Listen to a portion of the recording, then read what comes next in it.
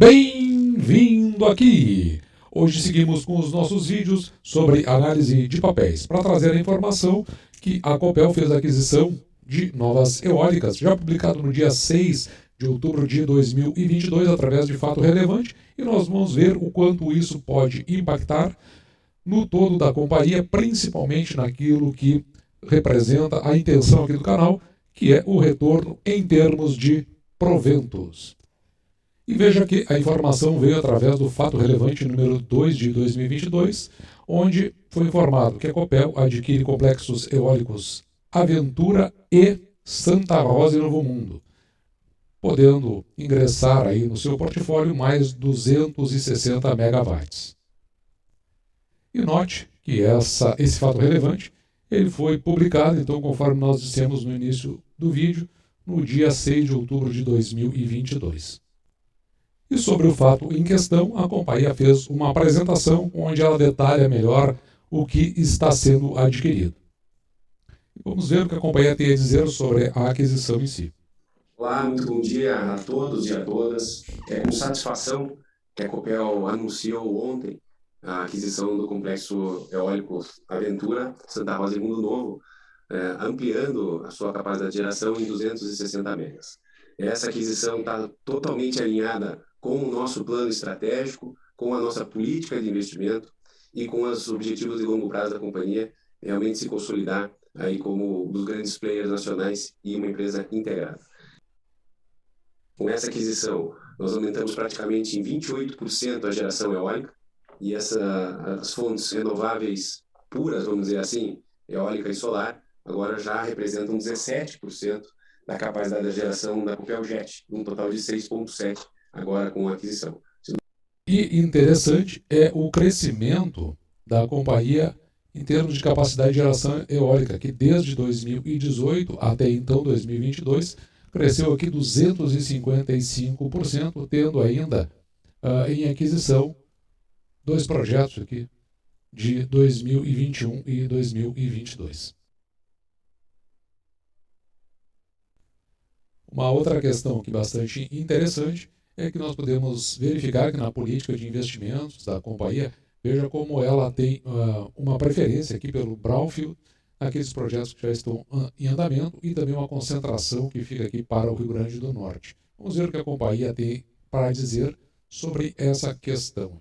A gente desce um pouquinho mais em detalhe de como é que é esse parque, né? Como é que é o footprint eólico da Copel.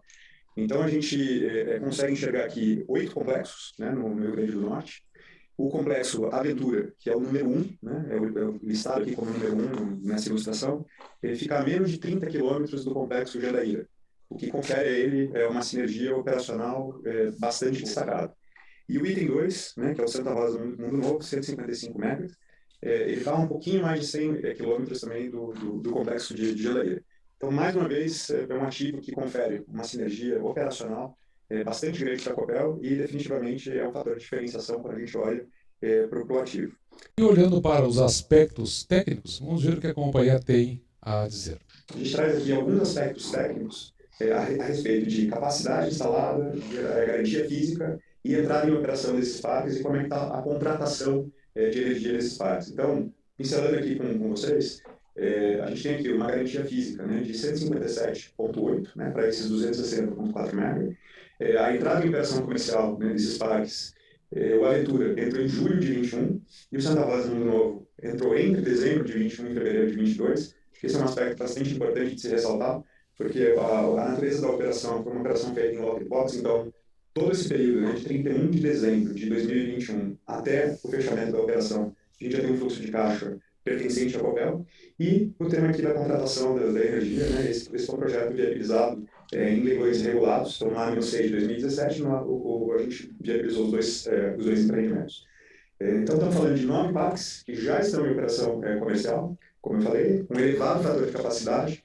Nós fizemos, né, obviamente, uma recertificação, isso faz parte do nosso processo de aquisição, e a gente chegou aqui, então, a um fator de capacidade de aproximadamente 61%, e temos aqui, né, fizemos uma diligência bastante completa, inclusive fazendo uma diligência técnica após a DUI regular, onde a gente constatou, né, um parque muito bem construído, com 62 turbinas eólicas do Vestas 150, então aerogeradores e equipamentos definitivamente de primeira linha. E vamos ver agora qual é o perfil da energia e como é que estão as contratações. No mercado regulado, então 76% desse parque está contratado com energia no mercado regulado, 14% energia comercializada no ACL, então ele também já veio com essa energia contratada a preço de mercado.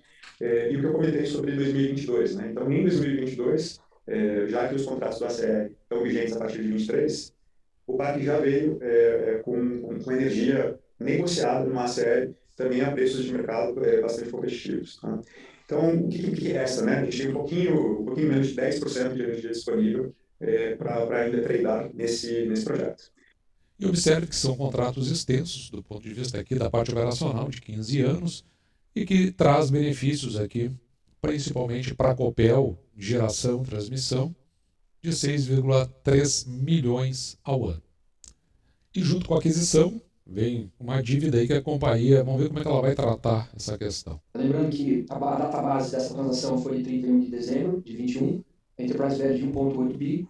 Nós estamos assumindo uma dívida de longo prazo com o BNB, com juros bastante competitivos, na IPCA, na média aí 2%, nos dois projetos, isso até 2043, então com um longuíssimo prazo.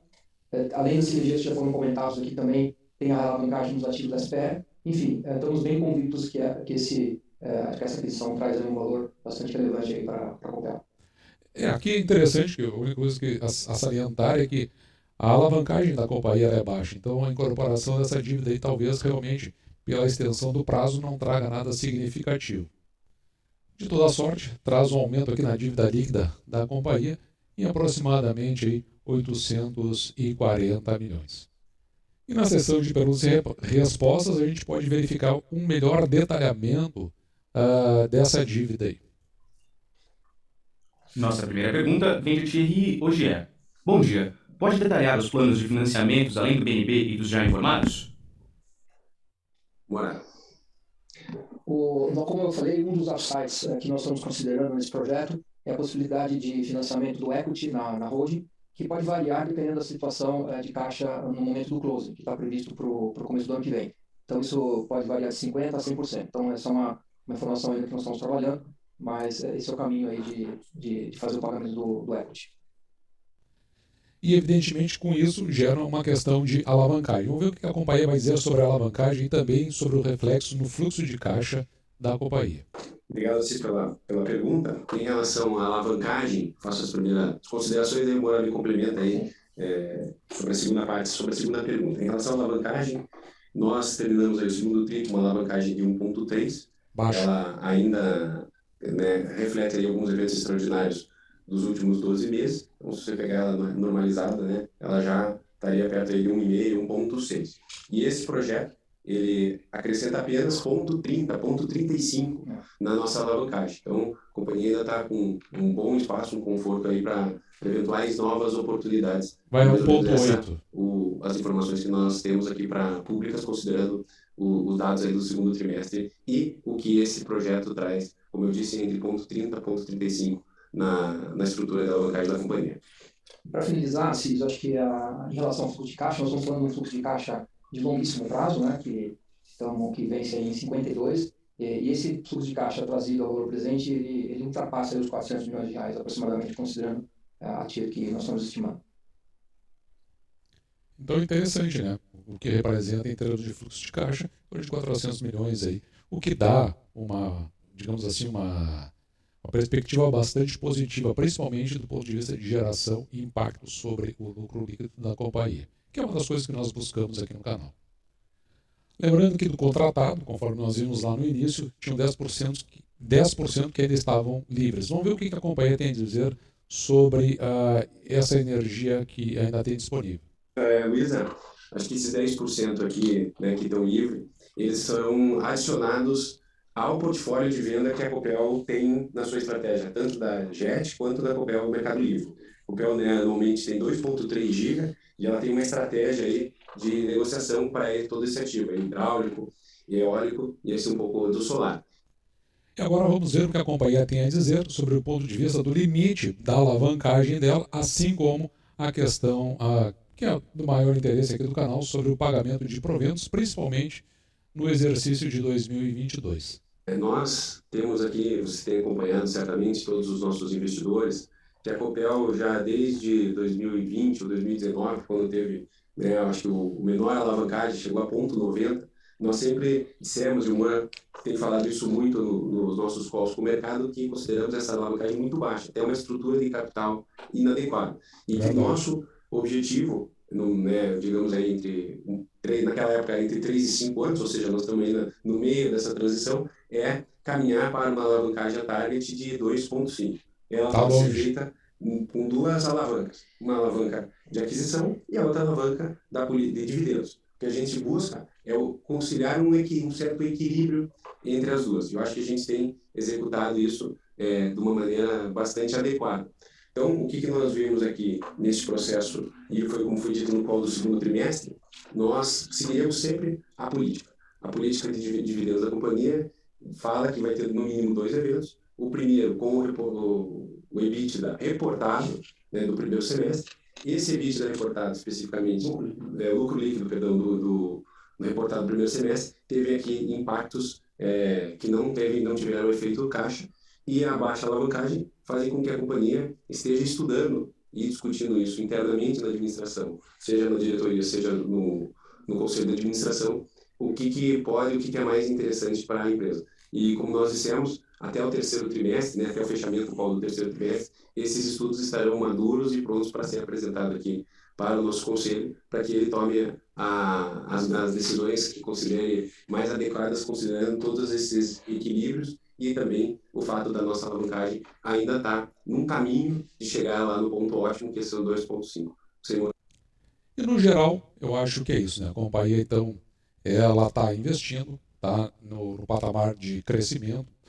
Nós temos que lembrar sempre que a Copel é uma empresa verticalizada, ela trabalha em todos os segmentos da parte de energia elétrica, da geração, transmissão e distribuição, e também a comercialização direta no mercado livre e também o que eles chamam de mercado fio. O que acontece é o seguinte, ela está crescendo do ponto de vista de geração, está fazendo uma diversificação, conforme nós vimos aí, e isso vai ter os impactos que interessam para fins daquilo que é a perspectiva do investidor, principalmente quando tem esse reflexo, como foi dito agora há pouco, no seu lucro líquido, e assim, dentro de uma alavancagem baixa, verificando aquilo que a companhia entende, porque, claro, ela é uma empresa, é uma estatal, então, portanto, ela vai avaliar do ponto de vista dos interesses, né, estatais, por isso que ela é um pouco diferente de uma companhia privada, onde essa questão é tratada de uma forma um pouco mais aberta. Então vai para a diretoria